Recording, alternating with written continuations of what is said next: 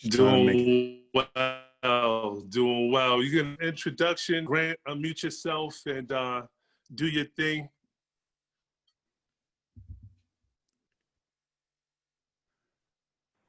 Grant, are you?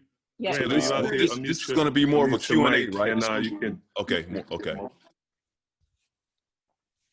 All right. Hello, everybody. My name is Grant. We'll do a Q&A. Okay. Awesome.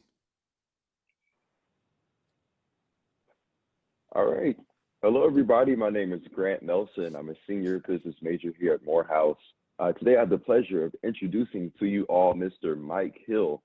So I'll tell you a little bit about him. Mr. Mike Hill spent his childhood in both the Bronx and Bessemer, Alabama, enlisted as a reservist in the U.S. Air Force after graduation from high school. Mr. Hill began his career as a sports director at WHAG-TV in Hagerstown, Maryland in early 1995.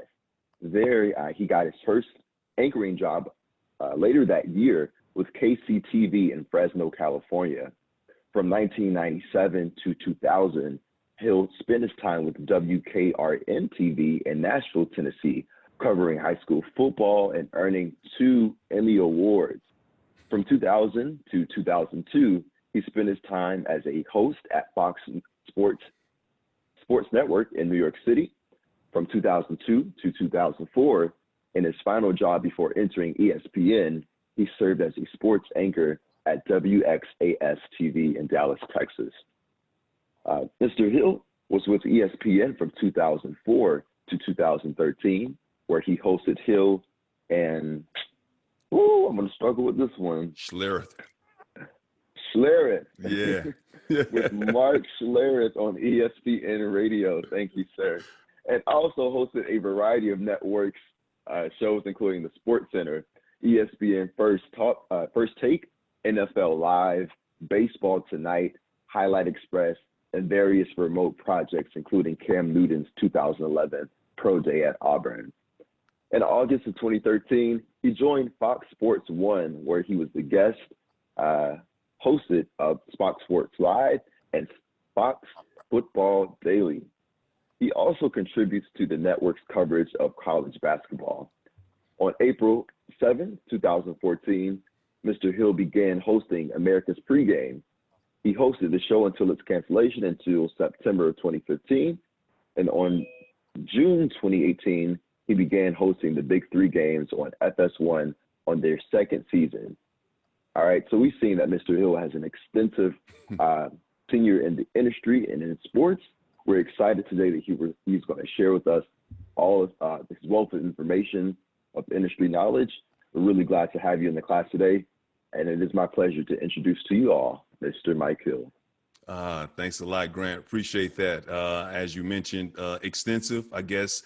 I call myself just old, just experienced being in the business for a long period of time, a lot of highs, a lot of lows, a lot of ups and downs. And I definitely want to kind of talk about all those different aspects of the business as you guys go out into the business world, whatever industry you decide to go into. Just remember that you got to be thankful sometimes for the lows as well as the highs, because they make you stronger and they make you richer.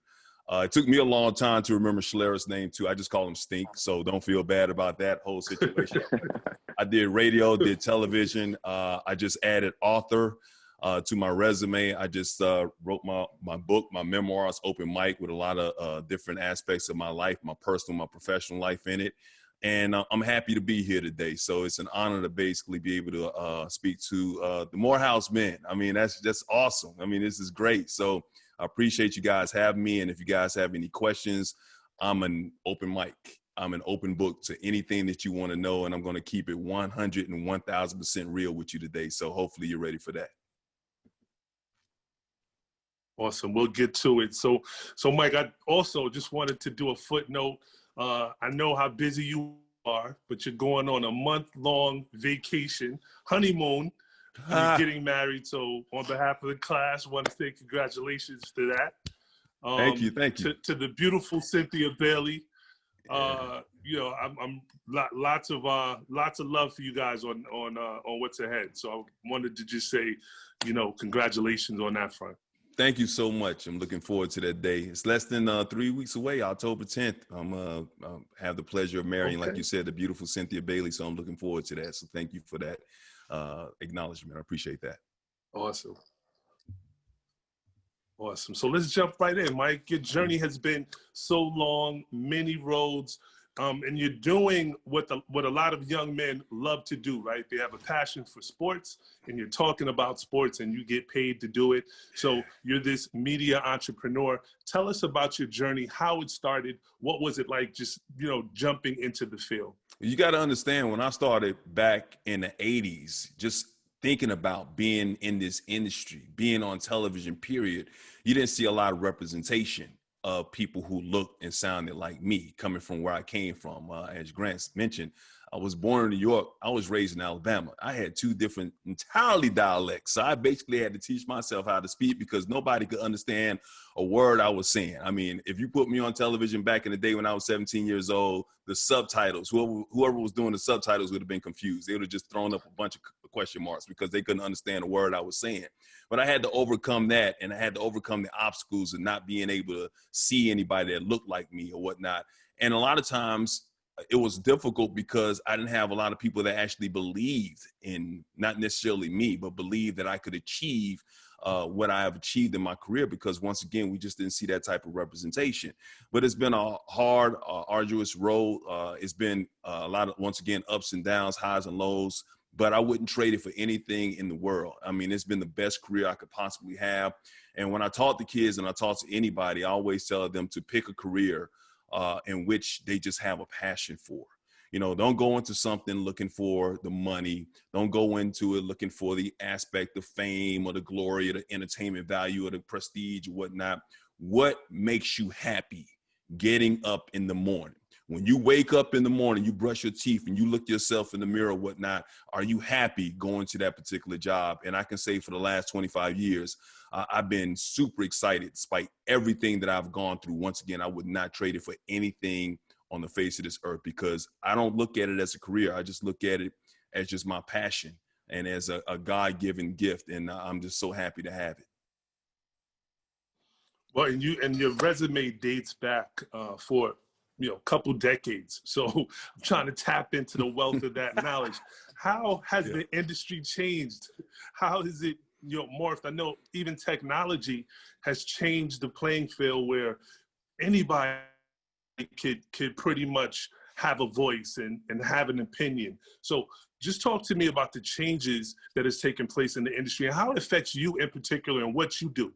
That's a great question, because like I said, back in the day, we didn't have the internet. When I was starting off in 1980, I actually had to send resume tapes out. I actually had to be in a studio. Somebody had to tape me, and it was actual footage that I had to actually put into an envelope and sent off to news directors in order for me to get jobs somewhere. These days, it's entirely different. I only had one or two different platforms I could jump on. That was either radio or television, maybe even cable television. These days, because of the internet, because of social media, because of so many different avenues that you can take to actually do the job that I'm doing, everybody has a voice. That's a good thing. Sometimes a bad thing, because you've seen some people on social media and some of their opinions you just wish you didn't have to hear. But at the same time, everybody has that voice. If you have this right here, you have your tools necessary to do what you want to do in this business, to be honest with you. So when I have a kid come up to me and say, I want to get on, I want to do this, how do I get the ESPN, how do I get the Fox?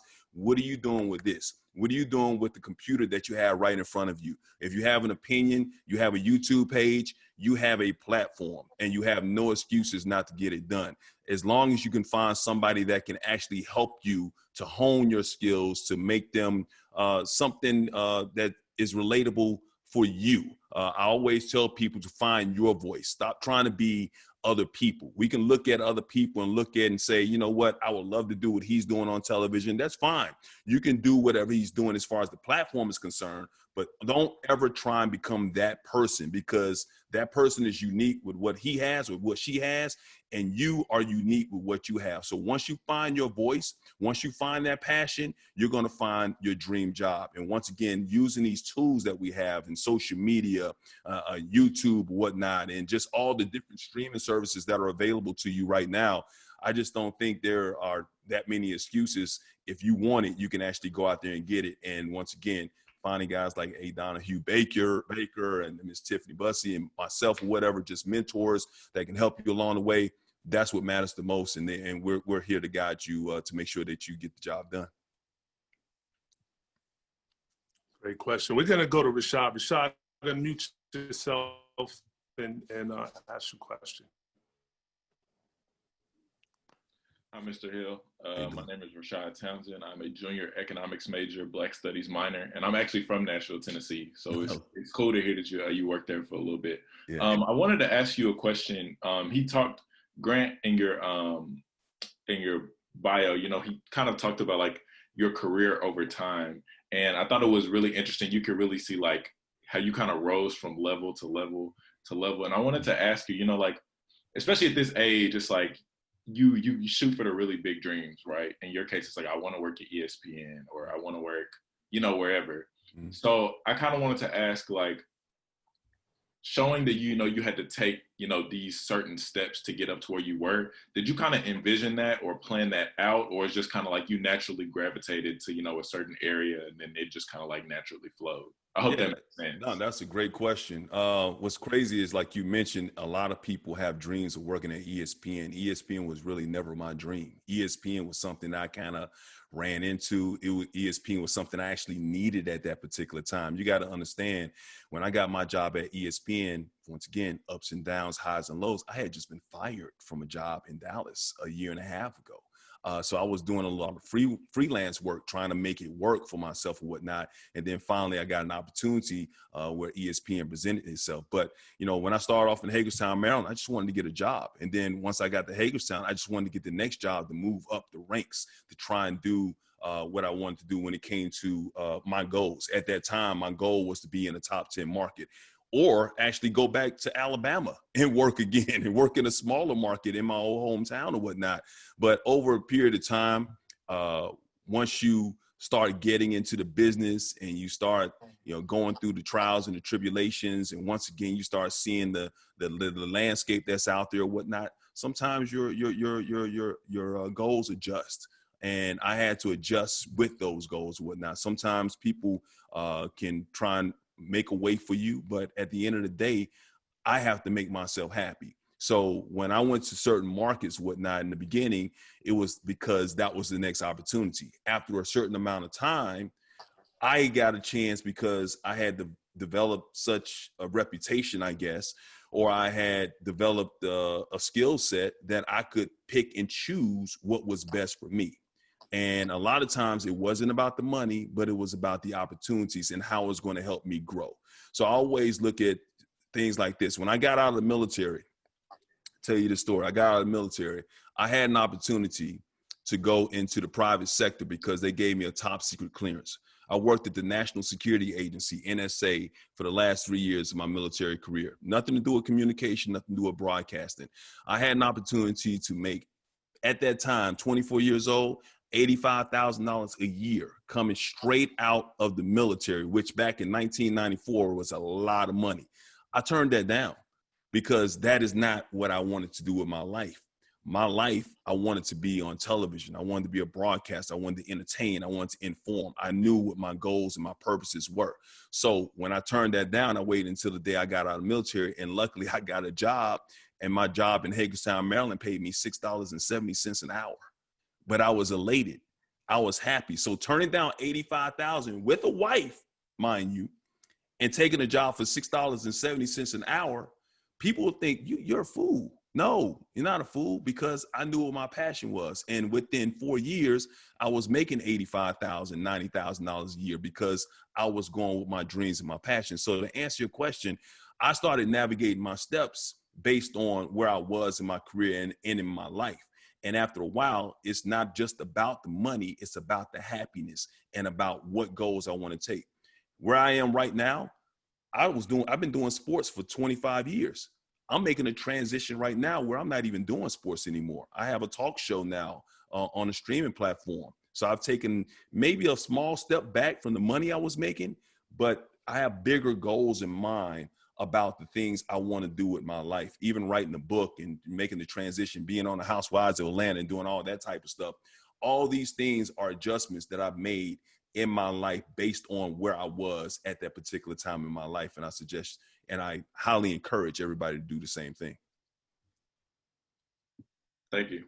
No problem. Hopefully I answered your question. No, you did. You definitely did. Yeah, I think that's really key, that we all kind of have these things that we, when we're growing up, we're so passionate about. But the same things that you're passionate about today at 20 years old, you may not be as passionate about when you're 40 or 50 or even 60 years old. And I think that it's important that you lay the foundation in your life to have the option to do what ultimately makes you happy. So, Mike, I think that was excellent advice. So let's dive into that. I definitely want you to talk on what gave you the motivation to write a book at this point in your career, and what is the overriding theme you want people to know? I needed to write this book. I'm going to show you the cover. I'm going to show you that's open mic. And there's a reason why the cover looks the way it is, a lot of symbolism. And it's not just to show off, that I've been working out or anything like that. But I needed to expose myself. I needed to tell the naked truth. And I'm just being totally honest with you guys right now. For a long period of my life, I was happy and I was projecting and portraying this happy person. But deep down on the inside, I was actually hurting. I was 47 years old. And people had already told me I need to write this book because of my background, because of seeing, the things I saw as a kid, my mom and domestic violence that she went through, my biological father not being in my life, my stepfather being in my life, but also not being the best role model, finding out that he was a murder for hire later in life, best friend being killed in the drive-by shooting and all that type of stuff. And then a lot of the things that I went through in my personal life as well as my professional life. But people on the outside looking in saw this, and they saw this facade that I was putting out there. And they thought, Mike looks happy. He's got this great life. He's got this great job. He's dating, all that type of stuff or whatever. But once again, at 47, I was dying on the inside and I didn't even know it. I just found myself crying all the time. So as a form of therapy, there was something that told me, you need to write this book. You need to get this out. So I started writing the book. And when I started writing the book, it felt like a weight was being lifted off of my shoulders. So I started talking about the things that affected me in the past, or things that I was going through in my life that I didn't even realize that I had suppressed for so many years. A lot of traumas, a lot of depression, a lot of the pain. And I needed to get all that stuff out. And it just started coming out a little bit more and more and more. And over a period of time, I realized a lot of the things that I had been doing in my past were the things that had been binding me from growing and becoming a better man, or even becoming a man. So I put that out there and I said, you know what? At first I wasn't going to publish it because I felt like that was just my therapy. But then a couple of people read it and they said, people need to see this, because people need to see your pain and they need to see your transparency and hear your transparency in order to see a lot of the issues they may be having in themselves. And hopefully people can see some of the issues that I've gone through, and they can see a little bit maybe in themselves or others, and they can go and get the help that they need a lot sooner than I did. So I put it out there. It came out on my birthday on August 19th, my 50th birthday, and it's been doing quite well for it. But I just wanted to share that with other people, and hopefully to raise the awareness that if you need help as Black men or as a culture, as Black people, we need to start asking for that help and not being ashamed, embarrassed, or feeling like you're not a man if you're asking for help. So that's basically my main platform when it comes to open mic and what I'm trying to preach. Awesome. Can I just say something? I love your testimony. Yes, jump right in, please. I'm sorry, I seem to be lagging, but I'm glad you said that, because I'm from Ghana, and all my life, you cry, they'll be like, I'll give you something to cry about. Do you know how many people don't have food on the table? We don't take mental illness seriously. So we act like we're strong. We act like, if you show weakness, it's, you have a problem. You're not grateful, and I see a lot of these young men, and they see a lot of like rich, young, Black, well, maybe older than them, but successful Black men. And how do you encourage them so that they are not intimidated, but motivated to want to do better. Because it's like, you know, nobody talks about their emotional needs. All they're trying to be successful, be a millionaire, being a billionaire, and that's good, you know. And I guess what I'm asking is, where's the village to support our young men? You know, because there's a lot of kids who don't even come from a two-parent household anymore. Right. You know, where's the man to support them? And I mean, you say you mentor, but I mean, there's not enough hours in the day to mentor everybody. You know, Right. how do they get that emotional support that they need, first of all, in order to be successful? Yeah, that's a great question. I mean, first of all, I try and set the example of living my life and being honest and being transparent about what I've gone through, because I think in order for some people to go and get help, they need to understand and realize that they're not alone, especially coming from, and I consider myself a strong Black man. So if it comes from somebody that's they look at as a strong Black man, somebody who is successful, whatnot, somebody that can admit that, hey, you know what, it hasn't always been easy. And that's why when I say in my career, I've had trials and tribulations. It hasn't always been great. I've been fired twice. You know what I mean? And I used to be embarrassed. I used to be ashamed of that. I used to be embarrassed when, you know, I would find myself crying or whatever or whatnot, because that's not what we're taught to do. If you're a crier, you're being called, you know, names. You're acting like a girl. You're being too emotional. We got to get rid of that masculine toxicity, toxic masculinity, I should say, when it comes to us as a community or whatever, because we as Black people in this country, obviously, we're going through a lot of trauma, whether you know it or not. But what we have done is we've learned to accept it. It is not right, but we've learned to not necessarily accept it, but we've learned to suppress it because we feel like, oh, that's life. This is the way it is. Breonna Taylor, she's not going to get justice. Oh my gosh, I'm not surprised. I'm not sure. That's trauma. That is trauma that we're going through, because every day you wake up, you get in your car, you as a mother or whatnot, if you got a son, you're worried about your son getting into a car and driving, getting back home safely, or you getting home safely or whatever. That is trauma that we've gotten used to over the years, because that's just been life. So I'm telling people to stop manning up. We got to stop manning up when it comes to that type of stuff, because if you continue to do that, sooner or later, it's going to be man down. And when I say man down, it's going to be man 6 feet down, because you're literally killing yourself. Had I not written that book, had I not gotten the help that I needed from a standpoint of writing that book and then going to mental therapy afterwards, I'd be dead right now. As happy as I seem on the outside or whatnot, as great as my job was on the outside, I was literally feeling like I was dying on the inside. So you can't be ashamed, or you can't be embarrassed to admit that, you know what, my brother, I'm hurting. My sister, I'm hurting. Baby, I'm hurting. I need to cry or whatever. That doesn't necessarily mean that you're not a man.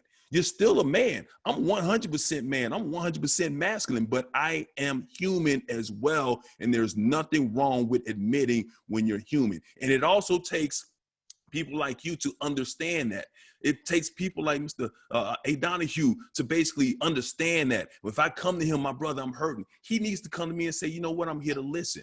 And not tell me things like, oh, bro, you need to man up, man. Stop acting like a female. Stop acting emotional. We got to get rid of that. We got to get out of that type of stuff. We have to embrace one another when we are admitting that we're hurting. And if we can do that, that's a start. We can make ourselves better. And if we can make ourselves better and admit and go and get the help that we need, we are not only making ourselves better, but you know what? We're making people around us better too, because believe it or not, if you're hurting and you're doing something wrong, you're affecting the people around you as well. And as you read in my book, I affected a lot of people around me and didn't even know it. So I appreciate you asking that question. So we got to go out there and do the things that we need to make our community, ourselves, in this nation better. Mike, I want to jump in. Thank you so much for those points, because as we relate it to entrepreneurship, quite often that journey as an entrepreneur is very lonely. Even though we know it takes a team, it is that founder or that person starting that business that is out there by themselves.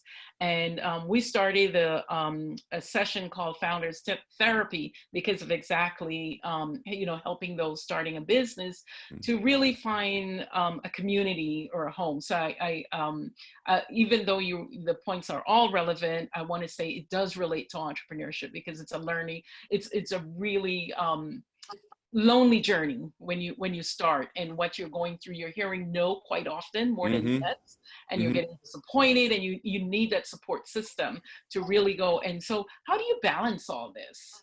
I mean, Really what I'm trying to get at, because you have so much coming at you. You have the family, you have your business, you have all these other things. How do you balance, or some people will not say find balance, but how do you complement all these things in your life? well, I still have fun. And, you know, like I said, I still find things that I want to do and I'm passionate about. So when you go to work and you do all these different things, I don't just look at it as work. I can't look at it as work. If I looked at it as work, I'd kill myself, because I feel like I'm always on a 9 to 5. Now, there are certain things that are work.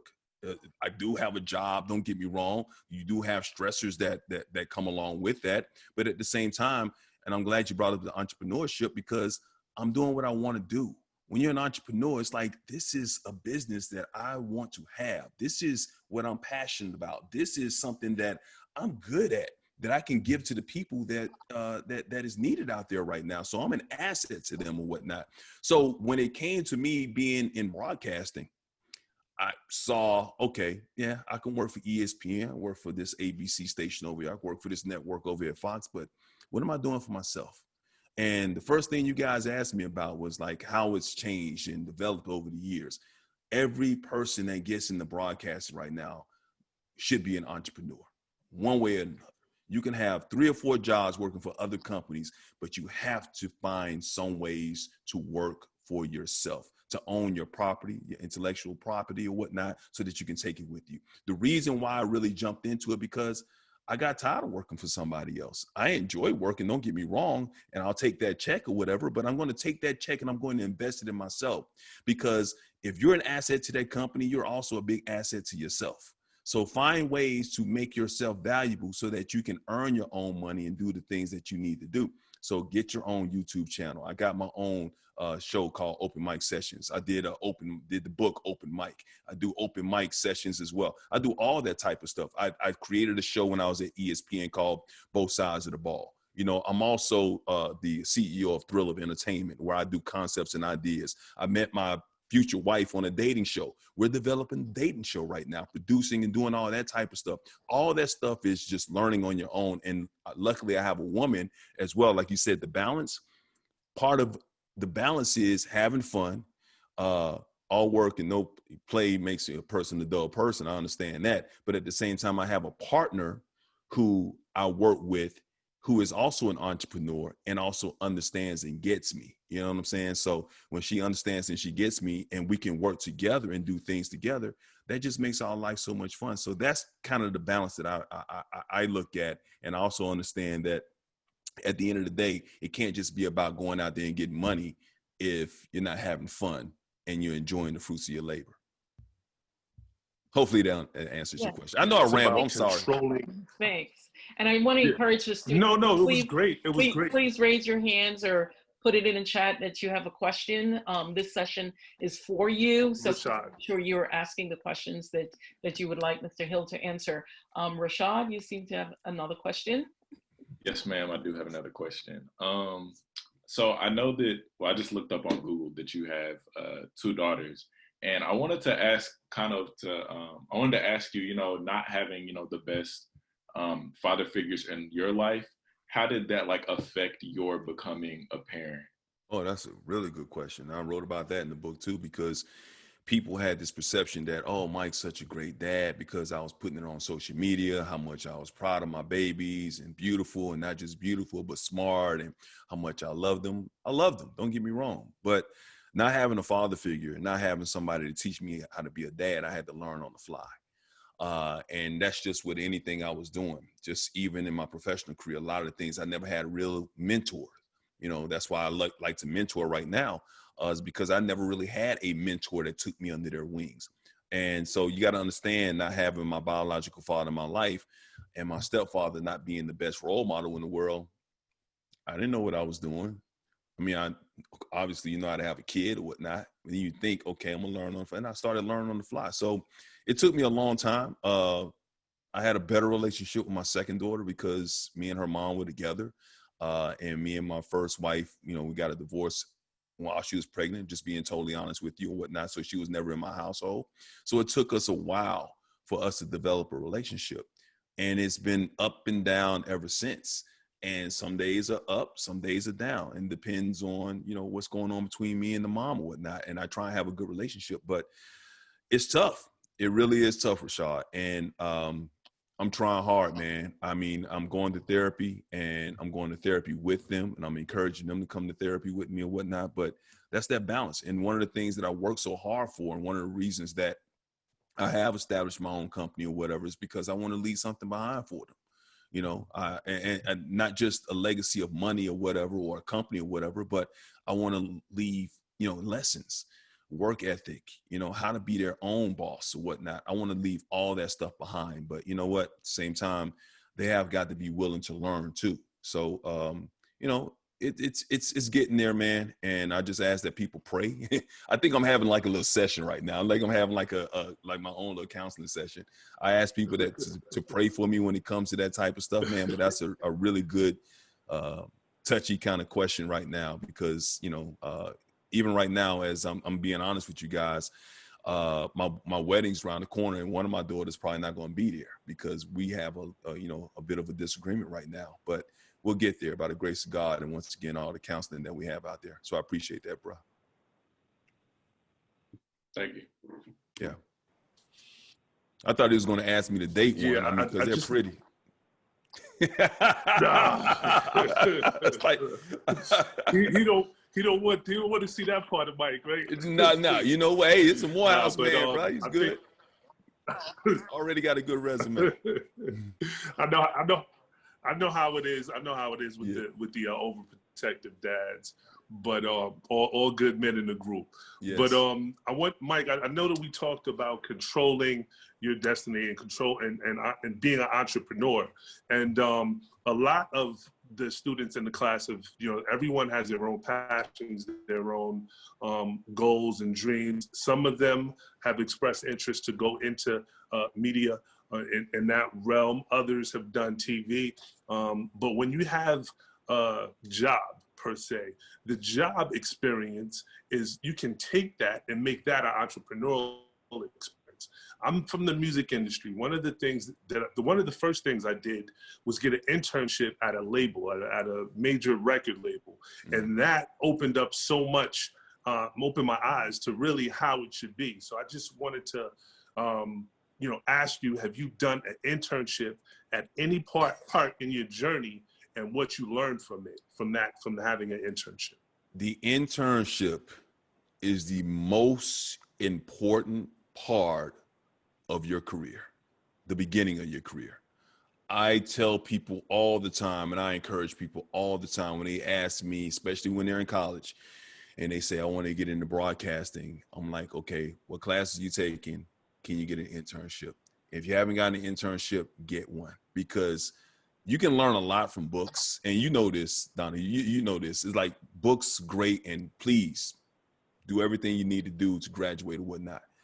But that on-the-job training for this business is the best thing that you can possibly have to build that base to help your career grow or whatnot. Seriously, you learn so much.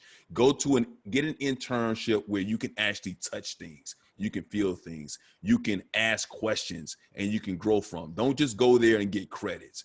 Go there and learn. That is so important. Not just your job, learn other people's job, and learn right now how to network. If you don't know how to network, please call me up. I'll teach you how to do it. It's called glad handing, whatnot. You go out there and you meet as many people as you possibly can in this business or the business that you want to get into.